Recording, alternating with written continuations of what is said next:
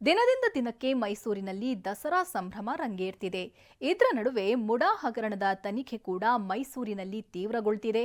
ಇಂದು 14 ಸೈಟ್ಗಳಲ್ಲಿ ಲೋಕಾಯುಕ್ತ ಪೊಲೀಸರು ಸ್ಥಳ ಮಹಜರು ಮಾಡಿದ್ರೆ, ಮತ್ತೊಂದೆಡೆ ದೂರುದಾರ ಸ್ನೇಹಮಯಿ ಹೊಸ ಬಾಂಬ್ ಸಿಡಿಸಿದ್ದಾರೆ. ಸಿದ್ದರಾಮಯ್ಯನವರ ಅನಿರೀಕ್ಷಿತ ಘಟನೆ. ಇನ್ನೊಂದು ವರ್ಷದವರೆಗೆ ಉತ್ತಮವಾದಂತ ಕೆಲಸ ಮಾಡತಕ್ಕಂತ ಶಕ್ತಿ ಕೊಡ್ಲಿ. ಸರ್, ಕಳ್ಳರು ಒಂದಾಗೋದು ಸಹಜ ಪ್ರಕ್ರಿಯೆ ಸರ್. ಸಿದ್ದರಾಮಯ್ಯನವರೇ ನಮ್ಮ ನಾಯಕರು. ಮುಡಾ ಮಾತಿನ ಯುದ್ಧದ ನಡುವೆ ಸ್ಥಳ ಮಹಜರು. ಸಿಎಂ ಪರ ನಿಂತ ಜಿಟಿಡಿ, ಕಳ್ಳರ ಕೂಟ ಎಂದ ದೂರುದಾರ.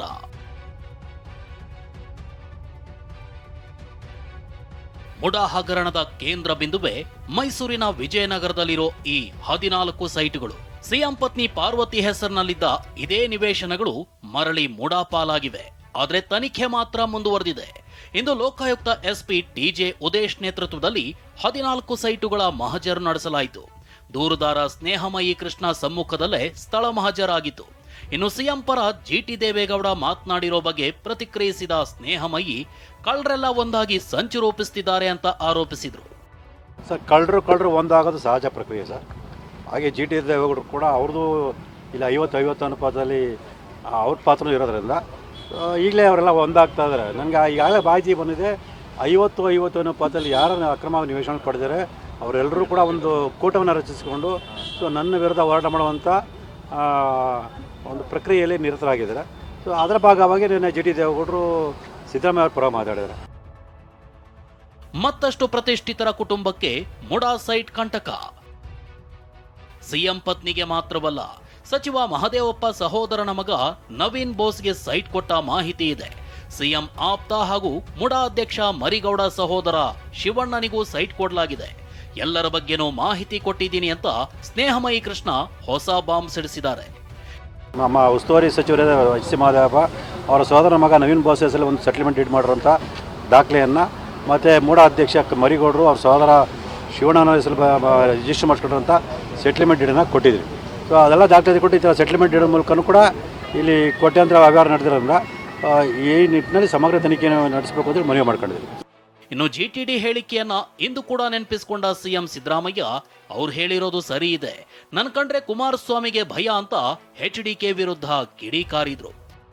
ಭಾರತೀಯ ಜನತಾ ಪಕ್ಷ ಇರ್ಬೋದು, JDS ಇರ್ಬೋದು, ಎರಡು ಪಕ್ಷದವ್ರಿಗೂ ನಾನು ಅಧಿಕಾರದಲ್ಲಿದ್ದರೆ ಅವ್ರಿಗೆ ಅವ್ರ ಪಕ್ಷಗಳು ದುರ್ಬಲ ಆಗ್ತವೆ ಅಂತಕ್ಕಂಥ ಭಯ ಅವರಿಗೆ. ನೆನೆ ದಸರಾ ಉದ್ಘಾಟನೆ ವೇಳೆ ಮಾತನಾಡಿದ್ದ ಸಿಎಂ, ಇನ್ನೂ 1 ವರ್ಷ ಅಧಿಕಾರ ಮಾಡಲು ಅವಕಾಶ ಕೊಡ್ಲಿ ಅಂತ ಚಾಮುಂಡೇಶ್ವರಿಯಲ್ಲಿ ಬೇಡಿಕೊಂಡಿದ್ರು. ಇದೇ ಬೇಡಿಕೆಗೆ ನಾನಾ ಅರ್ಥ ಕಲ್ಪಿಸಲಾಗ್ತಿದ್ದಂತೆ ಇಂದು ಸ್ಪಷ್ಟನೆ ನೀಡಿದ್ದಾರೆ. ಇನ್ನೊಂದು ವರ್ಷದವರೆಗೆ ಉತ್ತಮವಾದಂತ ಕೆಲಸ ಮಾಡ್ತಕ್ಕಂಥ ಶಕ್ತಿ ಕೊಡ್ಲಿ, ಜನರ ಸೇವೆ ಮಾಡ್ತಕ್ಕಂಥ ಶಕ್ತಿ ಕೊಡ್ಲಿ. ಮತ್ತೆ ದಸರಾ ಮಾಡಲು ನಾವು ಅದ್ರ ಅರ್ಥ ಏನು?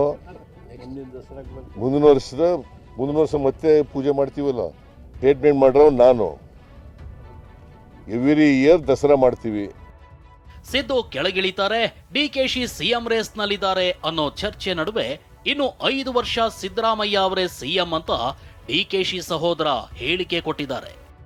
ಅವರೇ ನಮ್ಮ ನಾಯಕರು, ಸಿದ್ದರಾಮಯ್ಯನವರೇ ನಮ್ಮ ನಾಯಕರು. ಮುಂದಿನ 5 ವರ್ಷಗಳ ಕಾಲ ಈ ಅವಧಿಯಲ್ಲಿ ಸಂಪೂರ್ಣವಾಗಿ ಅವರೇ ಮುಖ್ಯಮಂತ್ರಿ ಆಗಿರಬೇಕು ಅಂತಕ್ಕಂಥದ್ದು ನಮ್ಮೆಲ್ಲರ ಬಯಕೆ.